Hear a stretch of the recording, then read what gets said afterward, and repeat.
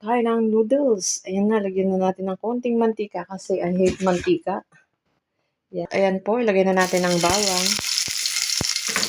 Haluin na natin ng wooden kitchenware kasi para hindi tayo mainitan, gamit tayo lagi ng wooden. Ayan. Ayan na, mapula na ang ating bawang. Ang ating sibuyas. Ang ating sibuyas, medyo namumula na sa dami ng sibuyas na yun. Ang ilagay na natin ang carrots. Carrots, na po yung carrots, nilagay na natin. Ilagay na naman natin ang siling malalaki. Capsicum. May kamatis din yan. At meron ako isang hindi na, hayaan mo na dyan. Lagay na rin natin yan. Sama-sama together na sila. Ayan. Haluin po natin at takpan. Ayan. At syempre po, kakaiba tong noodles na to. Lalagyan ko siya ng talong. Eto, nilagay ko to para itatry ko lang tong dahon na to kung okay ba siya. Kasi pang salad yan eh. Itatry lang natin. Ayan. Lagyan natin ng talong. Noodles yan ha. Mamaya, tingnan nyo. Ayan. Binuksan ko na. Lagyan na natin na ng toyo. Ay, konti lang. Kasi may pala yun. Ay, pwede rin kasi okay pala kasi may ako. Kasi baka umalat. Ayoko na maalat.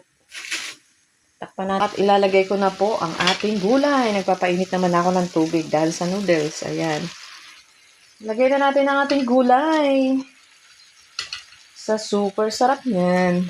Po, tinakpan ko na ulit. Wala nakalimutan ko ang ating sili. Ayan, sili.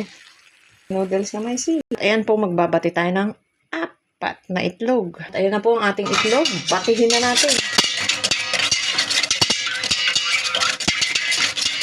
Ating naman itong ilalagay na ang ating noodles. Ayan. Noodles talaga. Dahil gutom na ako, nagmamadali na ako. Ayan. Ay, napipisagan ito para malaman natin kung luto na ang ating gulay. Kumuha tayo ng ganito at pisain natin siya. Ayan, napisaan na siya. Luto na yan. So, alisin na natin siya. Magluluto naman tayo ng egg. Ayun, dito naman yan sa kabila. Diyan po tayo magluluto ng egg. Para healthy po ang ating pagkain, gagamit tayo ng olive oil. Kailangan natin yan, konti lang. At saka maski naman dyan dumami is okay lang din. Kasi healthy po ang olive oil. I-check natin ang ating noodles. Ayan. Ayan, ang ating noodles. Mamaya wala na yan tubig. Ayan. Haluin lang natin. Natin dito. Ayan na po yung sangkap natin. Ilagay natin dyan. Yung iba sa noodles natin ilagay. Ayan. Ano ba yan?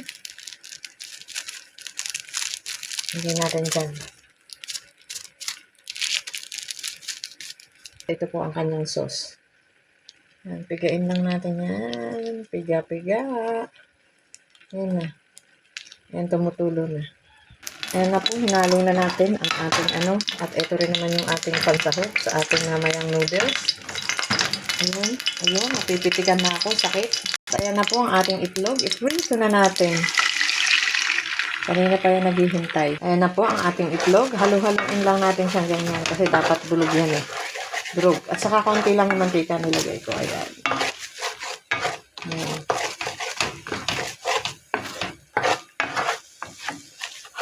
Ganyan dapat siya.